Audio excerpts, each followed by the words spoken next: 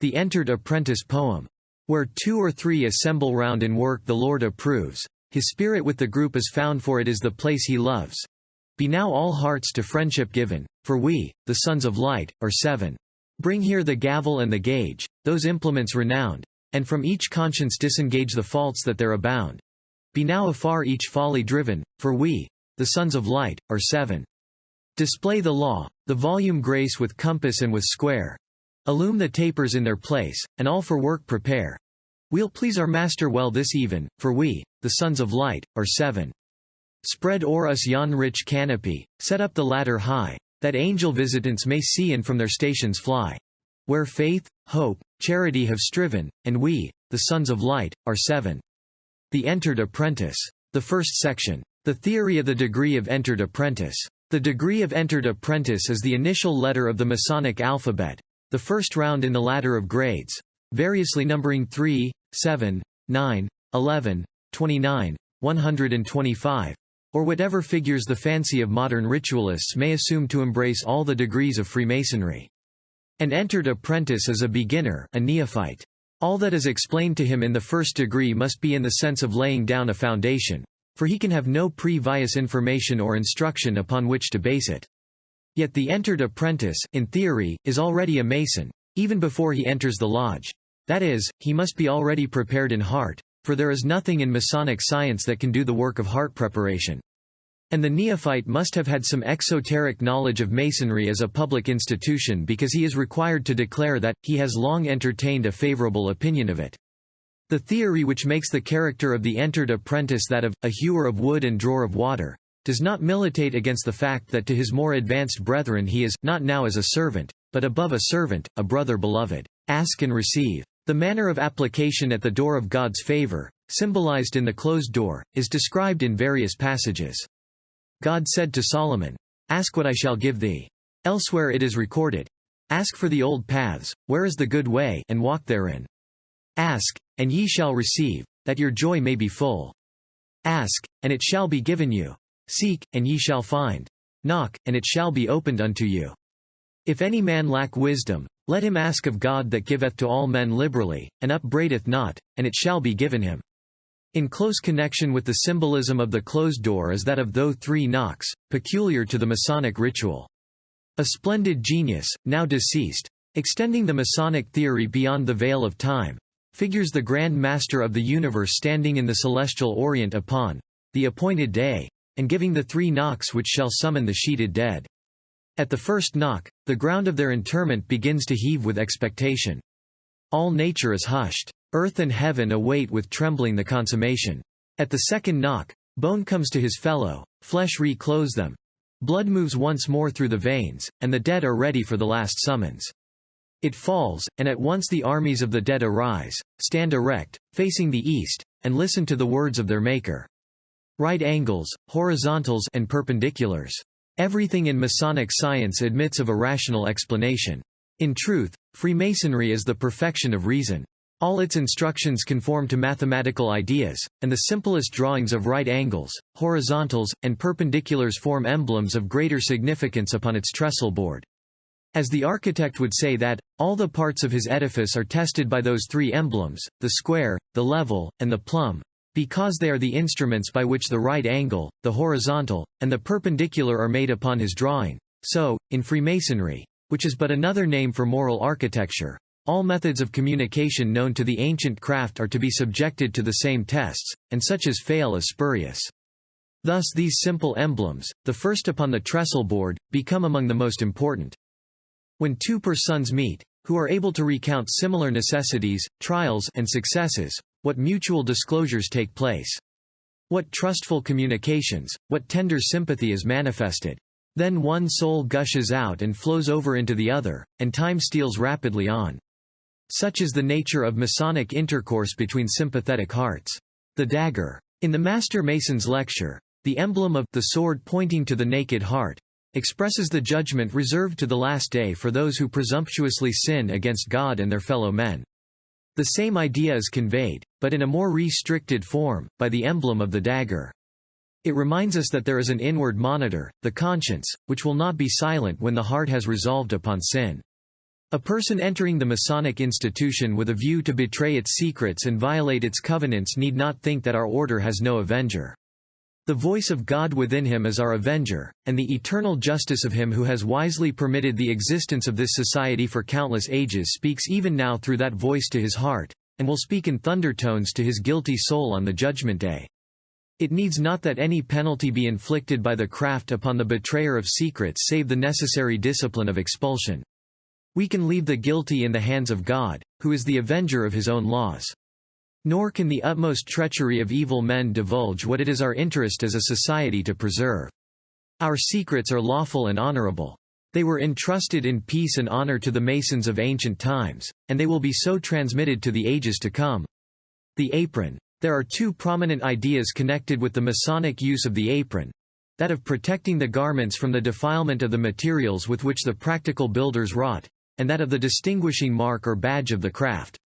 The first notice in Scripture of an apron is where our first parents, having their eyes opened, and seeing themselves naked, sewed together fig leaves and made themselves aprons. But this was not worn for a purpose analogous to ours. The Masonic apron is exhibited as a continual memento, both to himself and those around him, that he is under peculiar engagements to keep his conscience void of offense, both to God and man. But the idea, fully reviewed, becomes still more tender and affecting. The Masonic apron is not made of material of an ordinary sort, such as is used for garments of warmth, decency, or protection. It is made of lamb the 24-inch gauge, 17 skin, and that only, and it thus incorporates into its real ordinary meaning all that pertains to that divine emblem of innocence. This makes up one of the finest allegories in Freemasonry, and those members of the fraternity who are Christians see in their apron everything taught in the altar, the thorny crown, and the cross. The 24-inch gauge. The proper division of our time involves everything useful in our life. Our time is our life, they expire together. He who wastes the one wastes the other.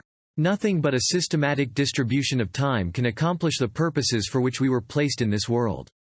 A portion for God, a portion for needful avocations, a portion for refreshment and sleep is the division that Freemasonry enjoins.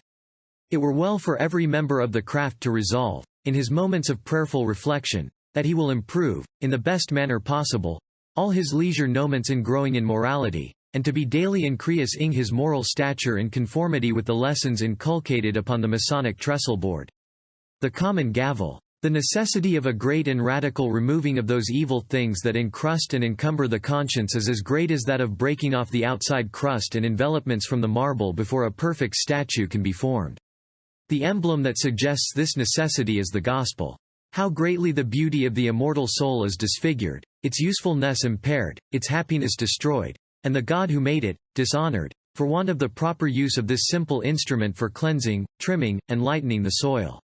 The three great lights. The combination of the three objects, the Holy Bible, the square, and the compass, under this denomination, is not incongruous when the character of the instructions they convey to the Masonic mind is considered. The first guides our faith, the second our works, the third our passions.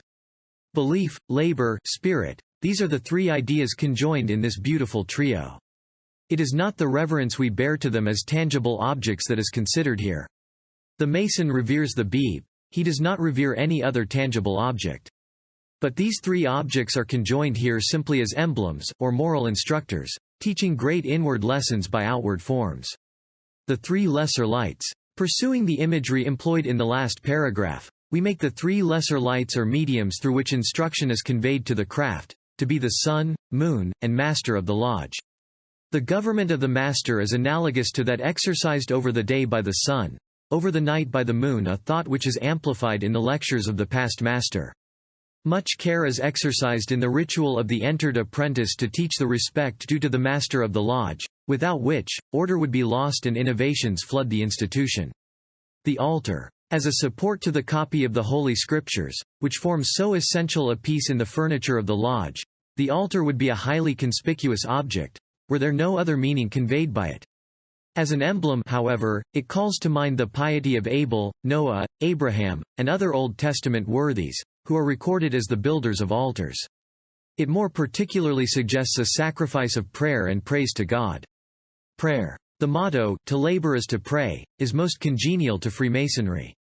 Much will be said throughout this volume upon the use of prayer as an essential feature in the rituals of this ancient institution. At first, man was permitted to converse with his Maker, face to face. But since the fall, a new, yet tender mode of communication has been divinely instituted between the soul and its Creator, and this is a fundamental landmark in Masonry. Faith. The first of the three principal rounds in the Masonic ladder is denominated faith. This is a grace of which the holy writings are full. It is the cheer of the sorrowing, and the life of the just. It is the credit we give to the declarations of God, or to the evidences of the facts or propositions presented us in the Bible. The faith, without which we cannot please God, combines assent with reliance, belief with trust. True faith involves the forsaking of all known sin and cheerful and constant obedience to God's commands. The wise choice of Solomon. The entered apprentice is one who, like the wise king of the line of David, chose the better part. When in the dreams of night he lay, fancy led through earth and air, whispered from the heavenly way, the voice of promise met his ear. Fancy ceased his pulse to thrill, gathered home each earnest thought, and his very heart was still. Awhile the gracious words he caught 20 the entered apprentice. Ask me whatsoever them wilt, fame or wealth, or royal power. Ask me, and thou sbalt such favors have as none before. Silence through the midnight air, silence in the thoughtful breast, what of all that, bright and fair, appeared in youth and hope the best? Was no feeble tongue replied, while in awe his pulses stood. Wealth and riches be denied. But give me wisdom, voice of God. Give me wisdom in the sight of the people, thou dost know. Give me of thyself the light, and all the rest I can forego. Thus, Lord, in visions fair, when we hear thy promise voice, thus like him will we declare, that wisdom is our dearest choice. Light of heaven, priceless boon, guiding o'er the troubled way. What is all an earthly sun to his celestial chosen ray? Wisdom hath her dwelling reared, lo, the mystic pillars 7. Wisdom for her guests hath cared, and meat, and wine, and bread hath given, turn we not, while round us cry, tongues that speak her mystic word. They that scorn her voice shall die, but whoso hear are friends of God. The second section. The second section of the Entered Apprentice's lecture is explanatory of the first, being directed chiefly to showing how reasonable are all the ceremonies and observances of initiation when properly explained. The greater part of it is esoteric, or private, and, as such, cannot be explained to any save those who have regularly entered the portals of the lodge. Lebanon, Joppa, and Moriah. These three localities in the Holy Land are closely combined in the Masonic theory. Lebanon, as the source of the great cedars used in the construction of the temple. Joppa, as the place of their transshipment. Moriah, on the site upon which the edifice was built. The quarries from which the stone was drawn are supposed to be those found in the northern side of the range of hills on which the city of Jerusalem stands. The following lines express the symbolism which the words in the caption suggest. Thine in the quarry, whence the stone for mystic workmanship is drawn, on Jordan's shore, on Zarthan's plain, though faint and weary, thine alone. The gloomy mind knows not a ray, the heavy toil exhausts the day, but love keeps bright the weary heart, and sings, I'm thine, and thine alway.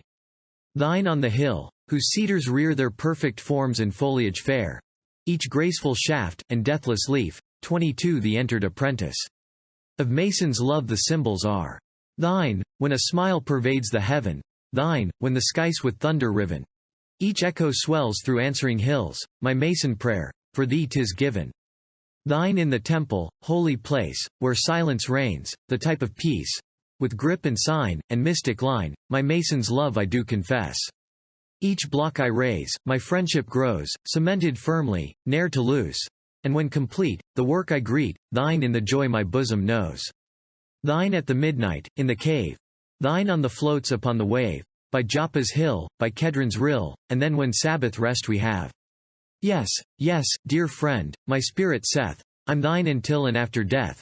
No bounds control the Mason's soul, cemented with a Mason's faith.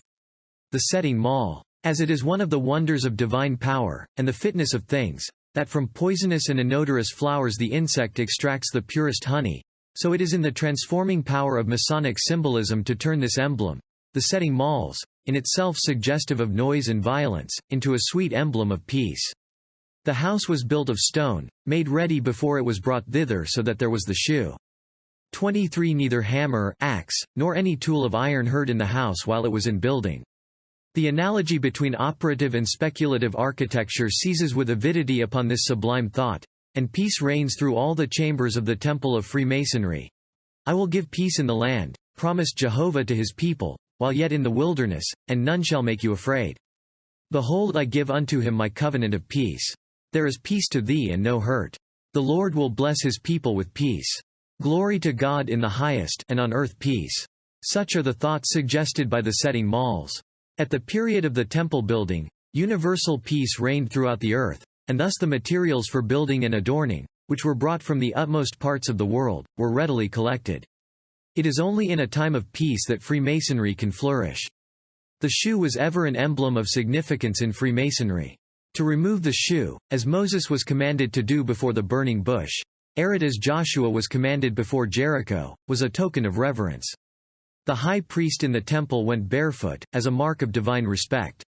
The removal of the shoe was also a token of humiliation and subjection, as when David fled before Absalom, and Isaiah walked barefoot for 3 years, and Ezekiel walked barefoot upon a certain occasion.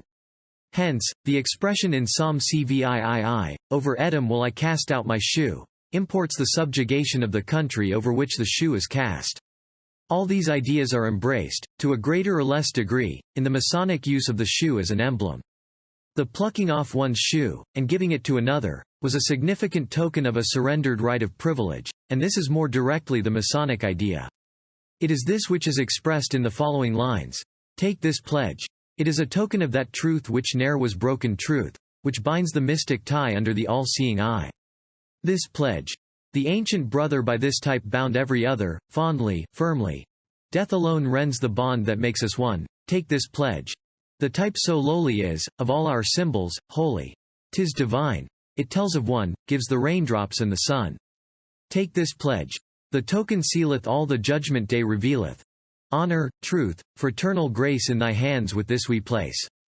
The cable toe. The explanation of this emblem is that of the covenant or tie that binds Masons to each other and to the institution. That this tie must be one of much strength, is evidenced by the great antiquity of the Masonic order, and the firmness with which its members, in all ages, have resisted every allurement to betray their trust. Scriptural quotations convey the spirit of this emblem: "Draw me not away with the wicked. Draw me, and we will run after thee. No man can come to me, except the Father, which hath sent me, draw him. 5 inches if any man draw back, my soul shall have no pleasure in him." We are not of them who draw back unto perdition. The extent or reach of the Masonic covenants, represented by the cable toe, is well expressed in the monitorial explanation of the extent of the lodge. It reaches as far as to heaven, suggesting our duty to God; as far as the utmost bounds of the habitable earth, suggesting our duty to our fellow men; as far as the inmost recesses of our own hearts, suggesting our duty to ourselves. There is a cord of length, there is a chain of strength around you each. I see the sacred coil. How long? Ah, well I know. How strong, your deeds do show the while you labor in the sacred toil. The dagger. Our remarks upon a preceding emblem, the setting malls, are partly applicable here. Although the dagger is a warlike weapon, yet, as a Masonic emblem, it has its application, in a gentle and pacific character. It suggests the quiet conscience, which results from a sense of Masonic covenants kept and duties done. This inward monitor, the conscience, which is the terror of the wicked, is the sweetest companion of the virtuous mind. Paul wrote to his converts, "Our rejoicing is in this, the testimony of our conscience, and, again, we trust we have a good conscience in all things, willing to live honestly." In an address he says, "Herein do I exercise myself to have always a good conscience, void of offense toward God and toward men." They being convicted by their own conscience, went out one by one, is the description of a scene in which the scribes and Pharisees of olden time figured. Cain, after the cruel blow, fell which deprived him of his brother, was convicted by the voice of his own conscience. The further application of this emblem may be seen under the same head upon a preceding page. The joined hands. This is an emblem of fidelity, an ingredient in the Masonic cement without which the walls of the institution would speedily crumble and fall. As an emblem, it was well known to the first painters and sculptors of antiquity. Jonathan and David exemplified this principle in a remarkable degree. He alone who is capable of genuine friendship can appreciate the happiness of reciprocating tokens of fidelity with those who are deserving of confidence. The right hand, which is the instrument of mechanical activity and of strength, is also the seat of fidelity. Thy right hand, God, saith the prophet of Abiram, is become glorious in power. From the Lord's right hand went a fiery law for them. Thy right hand, says the psalmist, hath holden me up. Save with thy right hand, Lord. The use of the right hand, through all the grades of Freemasonry, is peculiarly impressive. It combines the idea of strength with that of love. Taking the candidate by the right hand is an assurance of protection, of brotherly guidance, of brotherly affection. It, in effect, says to him, that the security of the craft is around him, the banded strength of the lodge defends him, and the esteem and love of all hearts are secured unto him, so long as he remains faithful to his trust. The Lamb. In our paragraph upon the apron, in a preceding page, we remarked that the most tender and beautiful thought connected with its symbolism is, that the Masonic apron is made of lambskin alone. This emblem of innocence is so peculiarly appropriate, that even the Messiah himself condescended to represent his own spotless nature under the figure of a lamb. One of the older prophets prefigures his death in the words, "He was led like a lamb to the slaughter." There is no passage in the Bible more affecting than this. In contemplating the Masonic emblem, the lamb, the mind is suspended in solemn rapture between earth and heaven. A pacific temperament steals over the soul, and while we admire the tender and submissive nature of this gentle tenant of the field, we are taught what must be our own character if we would attain to that perfection of which Freemasonry teaches. Thus the very clothing of the Freemason, like the symbolical garments which covered the priest under the typical law, is suggestive of the highest graces and virtues of our profession. Friendly advice. An old author proffers some advice to gentlemen who may be inclined to become Masons, of which the following is a synopsis. When you intend to become a Freemason, go with your friend to the hall where the lodge is held, and examine the charter or warrant under which the lodge is held. See that it is written or printed on parchment, signed by some Grand Master, Deputy Grand Master, Grand Wardens, and Grand Secretary, and sealed with the Grand Lodge seal, appointing certain persons named therein, with their successors, to be Master and Wardens, authorizing them to congregate and hold a lodge, and therein make and admit Freemasons according to ancient custom.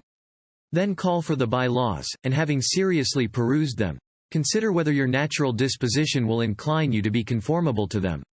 Next call for the list of members, where you may find the names of some of your most intimate and esteemed friends, and perhaps the names of some you would not wish to associate with.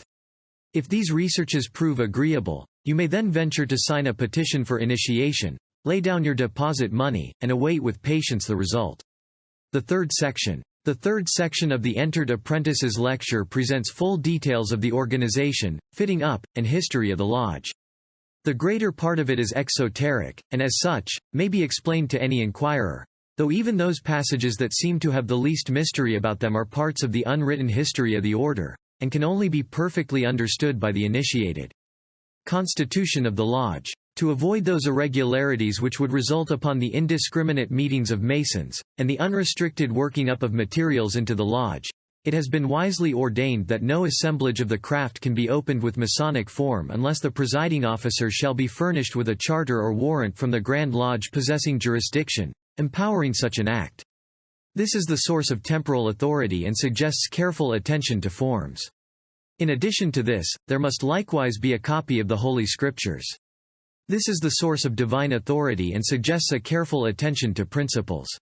With this copy, there must be the essential accompaniments of the square and compass, admonishing the circle of laborers of the necessity of squaring their actions and circumscribing their passions.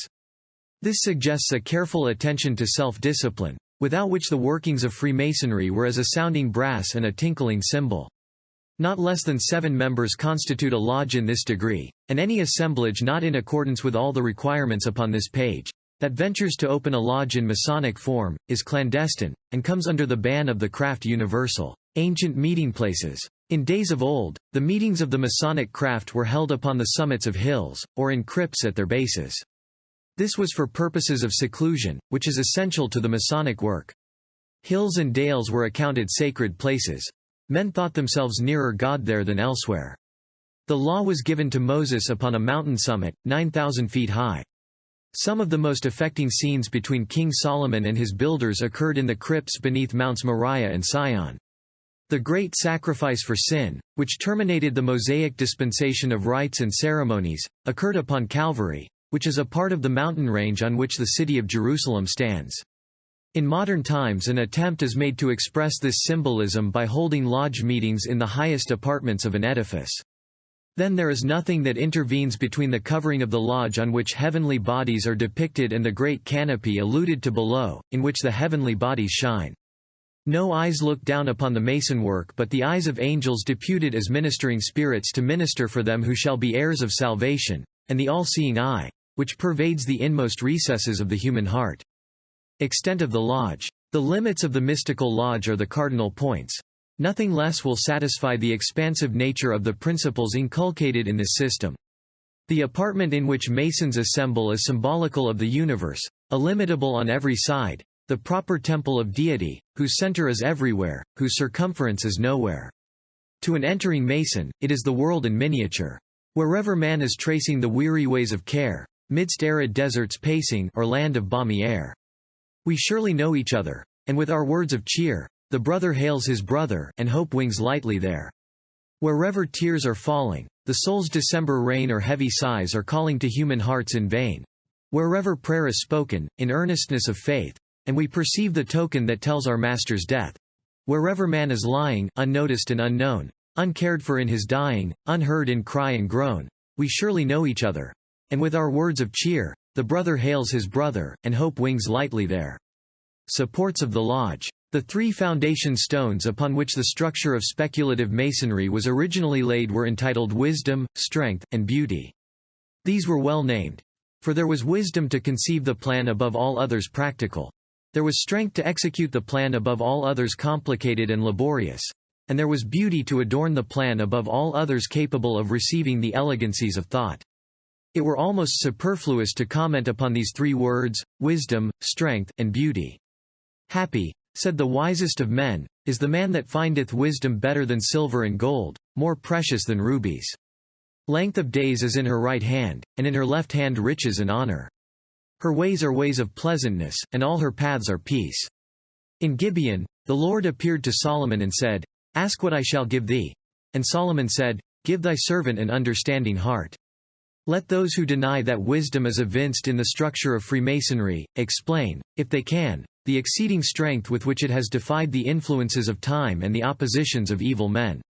Let them explain the beauty with which it stands before the world, the most perfect specimen of moral architecture extant, the most popular institution, the most highly respected in its membership, and the only esoterical system upon earth that has not yielded to the prying eyes of an inquisitive age.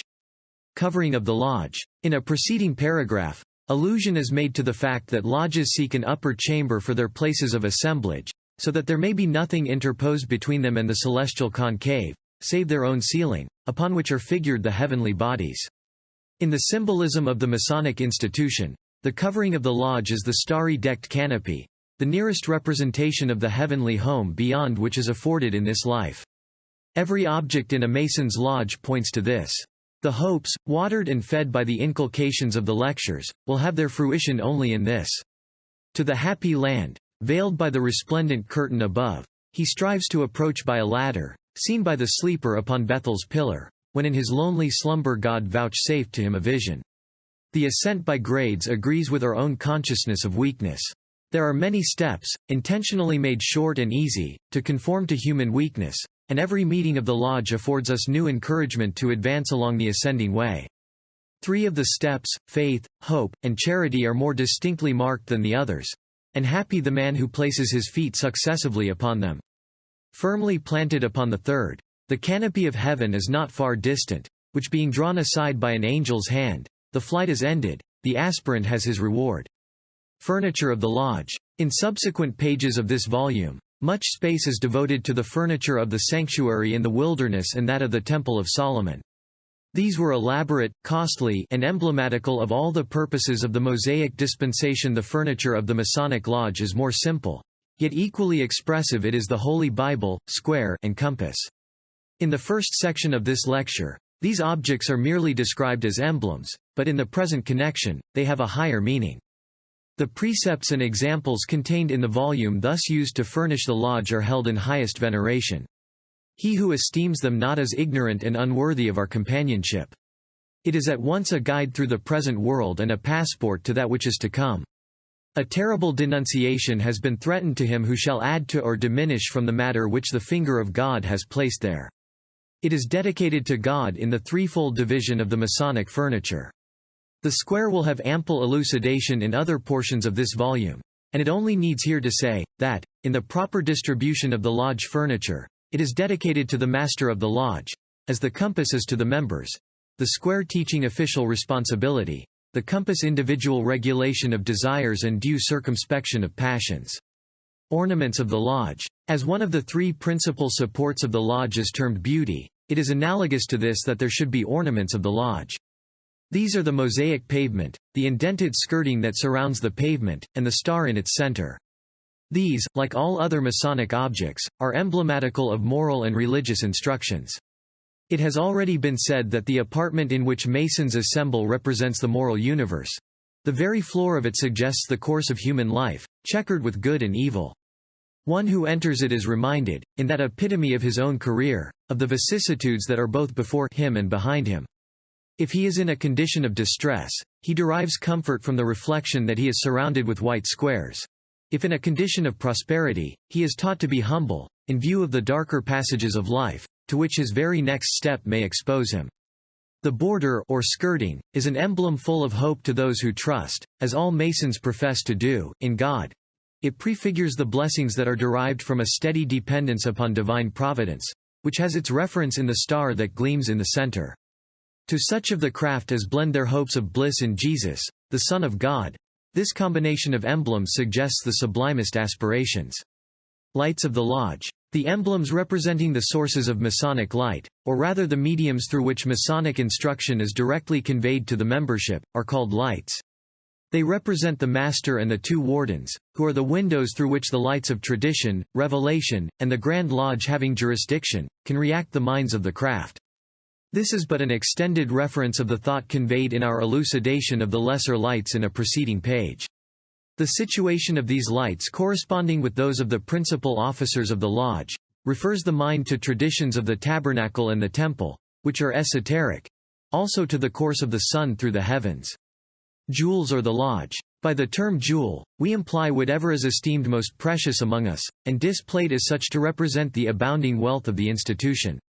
Morality, equality, and rectitude of life, for instance, are three moral treasures, which have their emblems in the square, the level, and the plumb. The rude material in the quarry of human life, though encrusted with many excrescences, is yet precious as affording us objects for our moral work, and this is represented by the rough ashlar.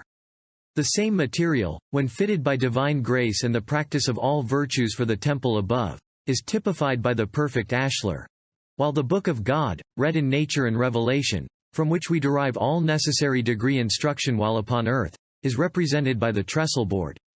These three symbols are happily selected and happily named jewels. Who wears the square upon his breast, does in the eye of God attest, and in the face of man, that all his actions do compare with the divine, unerring square that squares great virtues plan. That he erects his edifice by this design, and this eye who wears the level, says that pride does not within his soul abide, nor foolish vanity. That man has but a common doom, and from the cradle to the tomb, a common destiny. That he erects his edifice by this design, and this T who wears the type divine. Abhors the atmosphere of sin, and trusts in God alone. His Father, Maker, Friend, he knows he vows, and pays to God his vows, as by eternal throne. And he erects his edifice by this design, and this J who wears the plumb, behold how true his words, his walk. And could we view the chambers of his soul, each thought enshrined, so pure, so good, by the stern line of rectitude, points truly to the goal. And he erects his edifice by this design, and this I thus life and beauty come to view. In each design our fathers drew, so glorious, so sublime. Each breathes an odor from the bloom of gardens bright beyond the tomb, beyond the flight of time, and bids us build on this and this, the walls of God's own edifice. Situation of the lodge. The lodge is situated due east and west. All knowledge emanated from the east. Mankind originally emigrated from the east. The Hebrews used the word East to describe all the countries or provinces lying around and beyond the rivers Tigris and Euphrates, or east or northeast of Judea. The expression in Genesis, from the east, denotes the country east or southeast of Mount Ararat. In traveling from the foot of that mountain to the plain of Shinar, the descendants of Noah would pass southerly on the eastern side of the mountains of Media till they came opposite to Shinar, or to a point northeast of Babylon, from which, by a direct western course, they would pass into Assyria and the plain of Shinar. This is said to be the usual caravan route to this day. The tabernacle in the wilderness was set east and west, so was the Temple of Solomon. The walls for merely enclosing that edifice are proofs of this, corresponding in their present direction with the cardinal points.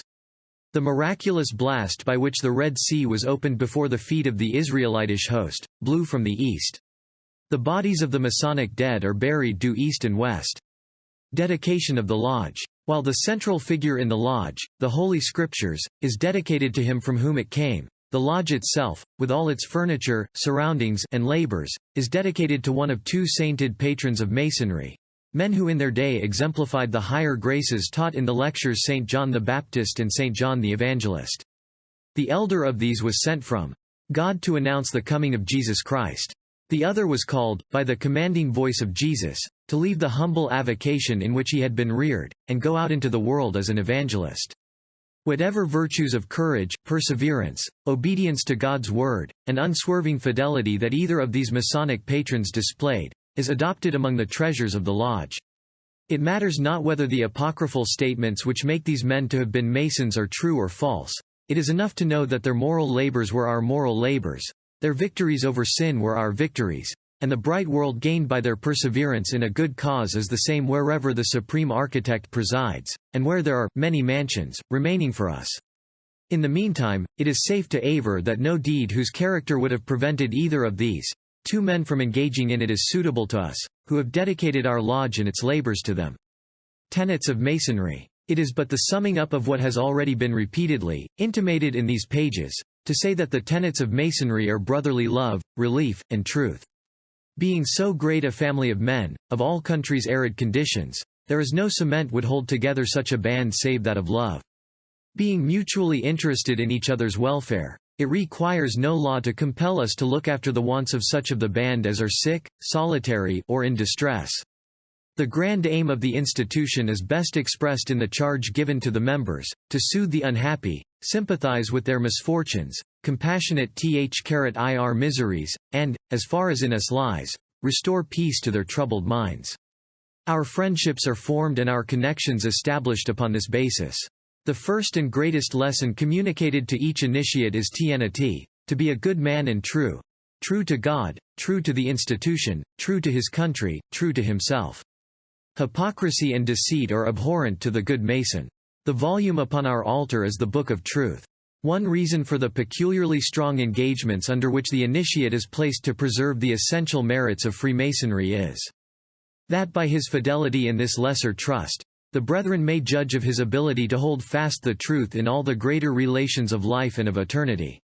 Cardinal virtues of Masonry. The distinction between the tenets and the virtues of Masonry is barely sufficient to make an easy grade in the moral ascent.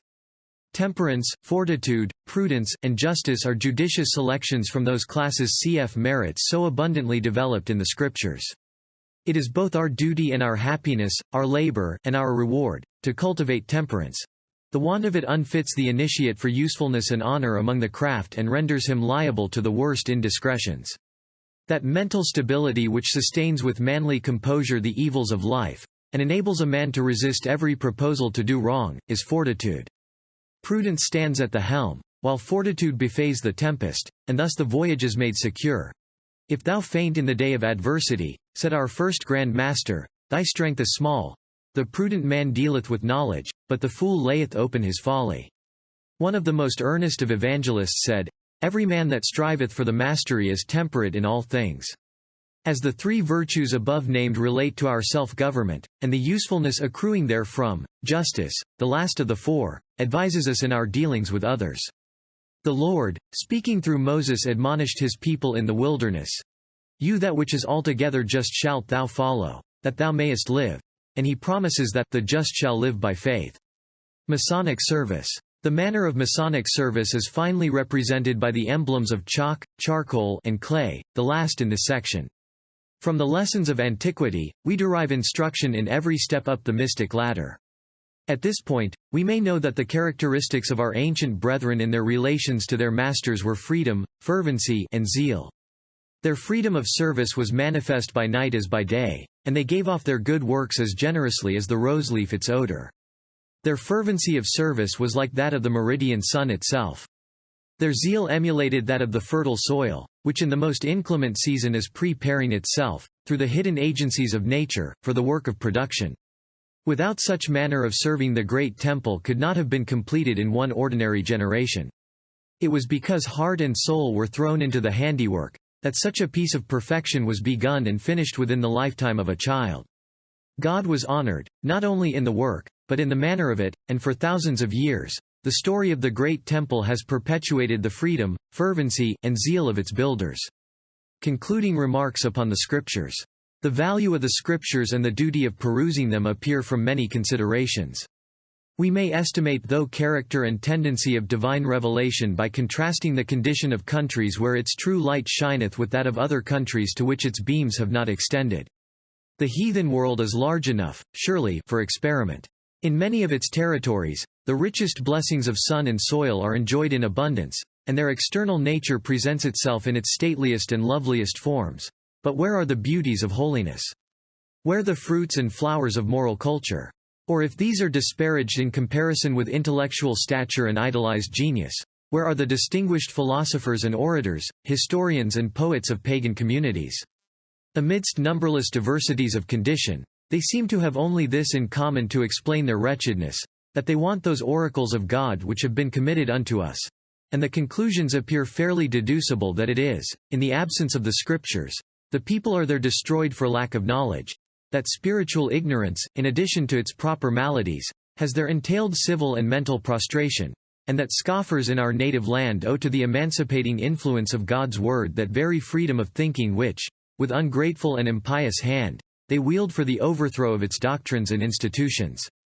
No doubt external propriety may, in many instances, be promoted by the simple circumstance of dwelling among Christians who are living epistles of Jesus Christ, known and read of all men, and it is not less certain that many may consult the records of truth, and yet hold the truth in unrighteousness.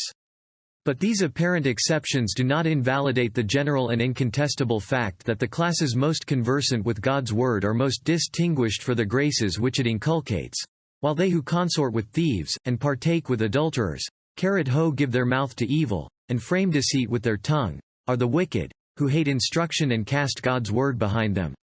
These thoughts, from the pen of a learned divine, are applicable to Masonry, a system founded upon the Bible and dependent upon the revealed Word of God for all its virtuous principles and inculcations. The effects marked above, as resulting upon the free spread of the Scriptures, are also manifest upon the operations of Freemasonry. Wherever a well-conducted lodge is planted, its membership being chosen by the cautionary landmarks of the institution, and governed by its moral and spiritual code of laws, a general improvement is visible throughout the community. The vices of theft, debauchery, intemperance, profanity, Sabbath breaking, and irreligion are much lessened, while the positive virtues of charity, self-control, and attention to religious duties are proportionally advanced. This phenomenon is not apparent upon the operations of any other society, within our knowledge, outside of the Church, and were there no other evidence of the merits of this ancient institution, that it produces many of the best fruits of the Bible, would be sufficient to recommend it to all thoughtful persons. Thank you for subscribing to our channel.